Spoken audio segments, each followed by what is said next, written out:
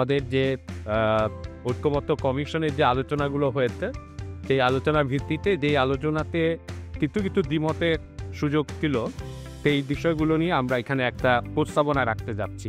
Success cannot be your fault. সাকসেসফুলকে আমরা appreciation দেখাতে চাই। যখন ববি হাদ্দাদ এখান থেকে জিতে আসবেন আমরা মনে করি এই জয়টার একটা এক্সট্রা ভ্যালু আছে। তত বেশি আমরা উচ্চাসন করবো যখন টাইট দিব মুর্শিটা অনেক চাল আসলে পড়ে যাবে। তো সেক্ষেত্রে 16টিতে যে পদ্ধতিটি নিয়েছি তাতে মোটামুটি সময় শেয়ার করে নির্বাচনের দিকে যাওয়া। জুলাই বিপ্লবে এত রক্তের পর আবারও সেই দুই দলের খেলোয়াড়দের হাতেই বাংলাদেশের রাজনীতির ভবিষ্যৎ কৃষিগত থাকবে, সেটা আমরা কোনোভাবেই আর দেখতে চাই না। Nation as a country and nation আমরা এখন পর্যন্ত একটা নির্বাচন অ্যাকসেপ্টেবলি করবার জায়গাতে আসতে পারি নাই, একটা সংসদ ফাংশনাল করতে পারি নাই। আমরা আমাদের হিস্ট্রিতে 50-100 জন ভালো পার্লামেন্টারিয়ান তৈরি করতে পারি নাই। সেইখানে সেই সফিস্টিকেশন কোথায় যারা উচ্চ কক্ষে যাবে?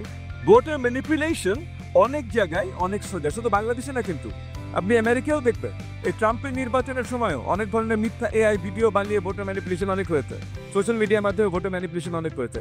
তো ওই জায়গাগুলোতে কালচারের উপরে ফোকাস করাটা অনেকটা গুরুত্বপূর্ণ বলে আমরা মনে করি। যারা প্রবাসীরা আছেন তারাও যাতে তাদের ভোটাধিকারটা প্রয়োগ করতে পারেন। আমাদের আরপি অনুযায়ী তাদের অধিকার আছে, কিন্তু কখনোই বাস্তবায়ন হয়নি।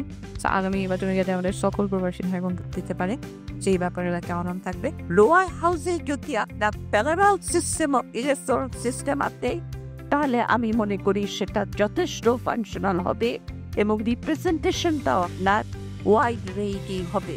কারণ বাংলাদেশে আমরা যতই হোমোজেনিয়াস বলি না কেন, এখানে ভেরিয়াস ইন্টারেস্ট গ্রুপ আছে, ক্রিশ্চান গ্রুপ আছে, মার্জিনাল গ্রুপ আছে, এথনিক গ্রুপ আছে, উইমেন আছে।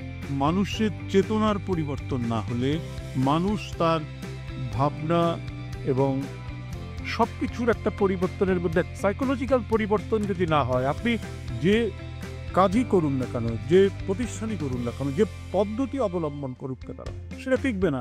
যদি আমাদের পিয়ার পদ্ধতিতে হতো ভিন্ন কক্ষ আমাদের সংসদ এই কাকটা নির্বাচনে, তাহলে কিন্তু কেউ অ্যাবসলিউট মেজরিটি পেত না, সরকারটা আনস্টেবল থাকে। যারা বলে যে তরুণদের একদম কোনো চিন্তা শক্তি নেই, ওরা অনেক চিন্তা শক্তি এবং ওরা অনেক ভালো সিদ্ধান্ত নেয়, বাট এটাকে আমরা সবসময় আবার যে একদম ইউনিভার্সালি নিয়ে নিতে পারি তাও না। আমার মনে হয় যে এটা আলোচনার মাধ্যমে চলতে থাকুক,